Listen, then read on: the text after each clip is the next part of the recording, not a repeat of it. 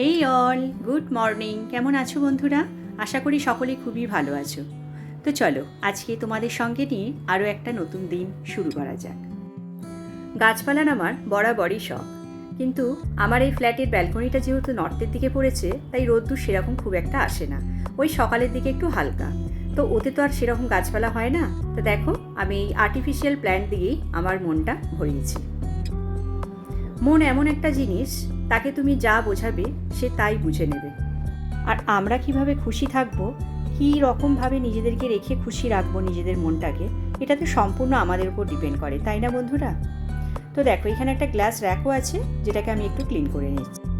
আর আজকে আমি বানাচ্ছি একটু অন্য রকম একটা ব্রেকফাস্ট। এই রেসিপিটা তোমাদের সঙ্গে পরে কোনো একদিন শেয়ার করব। তো চলো, আজকে ঝটপট ব্রেকফাস্ট রেডি হয়ে গেছে, খেয়ে নিয়ে আরও যা যা বাকি কাজ আছে সেগুলো সারবো।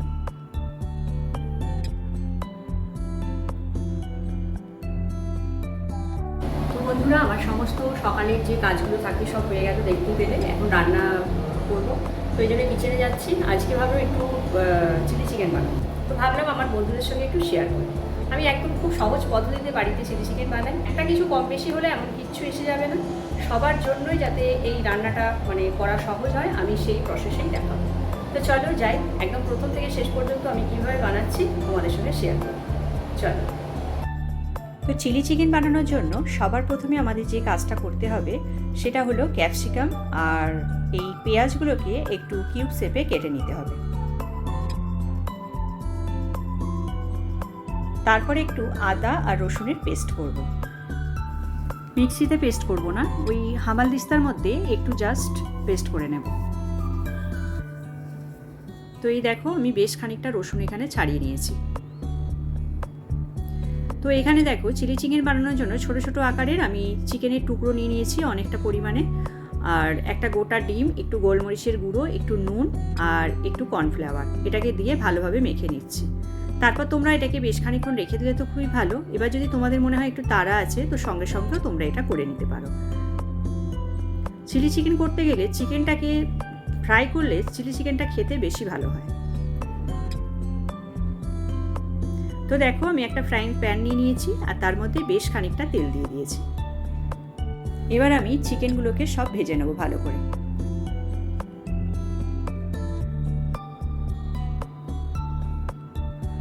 তারপর একটু আগে তোমাদেরকে যে কথাগুলো বলছিলাম, আমরা আমাদেরকে ভালো রাখতে গেলে যেটা করি, মনটাকে সবার আগে শান্তি আর শান্ত দুটোই রাখতে হবে, না হলে তোমরা কেউই ভালো থাকতে পারবে না।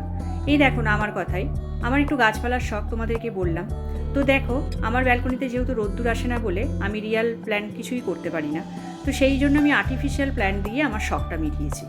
এখন যদি আমি মনে দুঃখ নিয়ে বসে থাকতাম যে সবার ব্যালকনিতে গাছপালা হয়, কত সুন্দর লাগে, আমারটা হয় না, তাহলে কি কোনো সলিউশন বেরাতো বন্ধুরা? কোনো দিন কোনো সলিউশন বেরাতো না। তো আমি দেখো একটা উপায় তো বের করেছি। এখন অনেক সুন্দর সুন্দর আর্টিফিশিয়াল প্ল্যান্ট কিনতে পাওয়া যায়, তো ওইগুলো দিয়ে আমি আমার ব্যালকনিটা যতটা সম্ভব হয়েছে সাজাবার চেষ্টা করেছি। তো তোমরাও এটাই করবে, মনে শান্তিটা সব থেকে বড় ব্যাপার। যখন একটা ট্র্যাকে হাঁটতে হাঁটতে দেখবে কোনো সমাধান বা কোনো শান্তির উপায় খুঁজে পাচ্ছ না, তখন সেই ট্র্যাক থেকে সরে এসে অন্য কোনো ট্র্যাকে হাঁটার চেষ্টা করবে, দেখবে কোনো না কোনো সলিউশন ঠিক তোমার জন্য অপেক্ষা করছে। তো চলো এবার রান্নাটায় ফিরে আসি। এখানে দেখো, চিকেনগুলোকে দুবার করে আমার ফ্রাই করা হয়ে গেল। এবার ওই তেলের মধ্যে আমি দিয়ে দিয়েছি আদা আর রসুন, যেটা আমি পেস্ট করে রাখলাম ওটা একটু হালকা করে নাড়াচাড়া করার পরে পেঁয়াজ আর ক্যাপসিকাম যেগুলো ছাড়িয়ে রেখেছি ওগুলো একটু হালকা করে নাড়াচাড়া করে নিলাম। আর তারপরে আমি এটা মেশাচ্ছি টমেটো সস, সয়া সস আর চিলি সস। তিনটে সসকে একসঙ্গে আমি পরিমাণ মতো মিক্স করে নিয়েছি। তো দেখো, সসটা দেওয়ার পরে অল্প একটু নাড়াচাড়া করে নেবে। আর তারপরে যে যেমন ঝাল খাও, তবে চিলি চিকেনে একটু বেশি করে ঝাল দিলেই ভালো হয়। তো এখানে আমি গুঁড়ো লঙ্কা মেশাইনি, কাঁচা লঙ্কা বেশ অনেকগুলো দিয়ে দিয়েছি। এবার একটু নুন অ্যাড করলাম। তো নুনটা অ্যাড করার পরে আর একটু নাড়াচাড়া করব।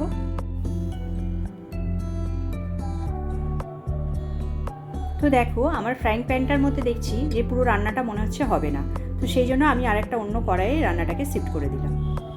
তো এরপর দেখো, চিকেনগুলোকে এর মধ্যে ভালোভাবে মিক্স করে নিতে হবে। তোমরা চাইলে অল্প একটু জলও দিতে পারো, তলায় যাতে না লেগে যায়। তবে আমি এটা যেহেতু ড্রাই চিলি চিকেন বানাচ্ছি, সেই জন্য জলটা সেরকম ইউজ করিনি। আর এখানে দেখো একটু কর্নফ্লাওয়ার নিয়ে নিয়েছি, যেটা আমি এবার এর মধ্যে ঢেলে দেবো। 3 চামচ মতো কর্নফ্লাওয়ার নিয়ে নিয়েছি, তারপর ভালো করে এটাকে গুলিয়ে জলেতে আর চিলি চিকেনটার মধ্যে মিক্স করে দেবো।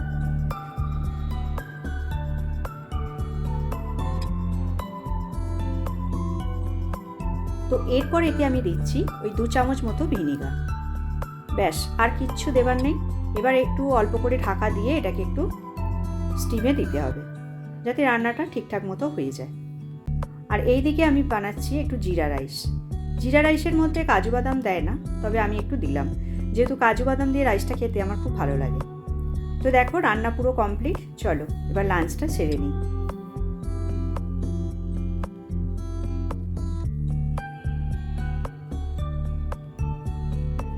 আমার এই রান্নাটা কেমন হয়েছে তোমরা কিন্তু অবশ্যই জানিও।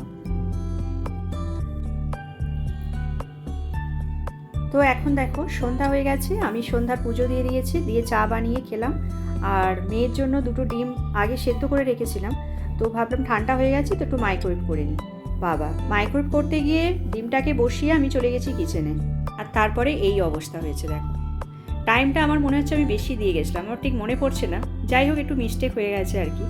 তো চলো আর চিন্তা করে কি হবে, যা হয়েছে হয়েছে, এবার পরিষ্কার করে নিই। তো এটা তো বেশ খানিকক্ষণ পরিষ্কার করতে টাইম লাগবে। চলো পরিষ্কারটা এবার করে নিই। প্রথমে প্লেটটাকে ভিজিয়ে দিচ্ছি, এটা একটু জলে ভিজে গেলে কি বলতো পরিষ্কার করতে খুব সহজ হবে।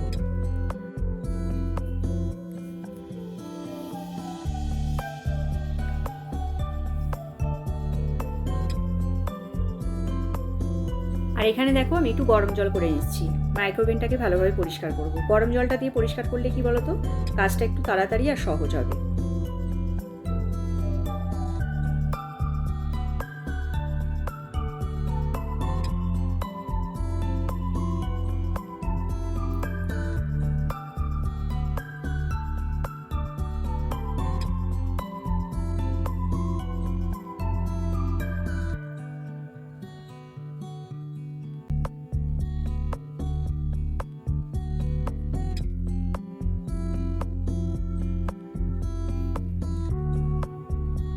তো দেখো এটা পুরোপুরি একদম ভালোভাবে পরিষ্কার করে নিয়েছি, মোটামুটি 45 মিনিটের কাছাকাছি লেগে গেল।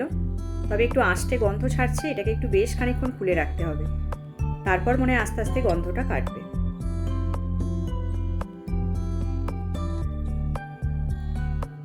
তো বন্ধুরা আমার ডিনার করা হয়ে গেছে, আর ডিনারটা তোমাদের সঙ্গে শেয়ার করিনি। তো ডিনারটা করে আমি কিচেনটা একটু পরিষ্কার করে নিচ্ছি। ওই গ্যাস ওভেনটা মোছা হয়ে গেছে, আর এই গ্যাস ওভেনের এই লেফট সাইডটা একটু ভালোভাবে পরিষ্কার করে নিচ্ছি। এখানে ওই মিক্সিটা থাকে, এখানটা তো রোজ আমি সেরকমভাবে মোছামুছি করি না, তো আজকে ভাবলাম মিক্সিটাও পরিষ্কার করে নিই আর এই দিকটা একটু ভালোভাবে মুছে দিই।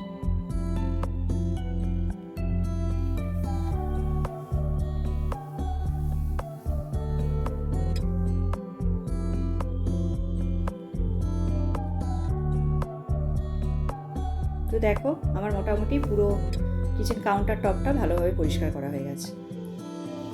তো চলো এখন মিক্সিটা ভালোভাবে পরিষ্কার করে নিই, তাহলেই মোটামুটি আজকের মতো কাজ কমপ্লিট। মিক্সিটা আমার সেরকম একটা খুব নোংরা হয় না যে প্রতিদিন ওটাকে পরিষ্কার করতে হয়, সপ্তাহে একদিন ভালোভাবে মুছে পরিষ্কার করে নিই, ব্যাস আবার পরের সপ্তাহটা পুরোটা চলে যায়। এইভাবেই আমি আমার যে গ্যাজেটগুলো আছে সেগুলো সব পরিষ্কার করি। তো যাই হোক, আজকের এই সারাদিনের ব্লগটা তোমাদের ঠিক কেমন লাগলো বন্ধুরা, অবশ্যই আমাকে কমেন্ট করে জানিও। আর ব্লগটা যদি ভালো লাগে একটা লাইক তো অবশ্যই করতে হবে, নাহলে আমি তোমাদেরকে কীভাবে সুন্দর সুন্দর ব্লগ উপহার দেবো। আর চ্যানেলটা সাবস্ক্রাইব করতে একদম ভুলো না। তো আজকের মতো এইটুকুই, দেখা হচ্ছে আবার অন্য একটা নেক্সট ভিডিওতে।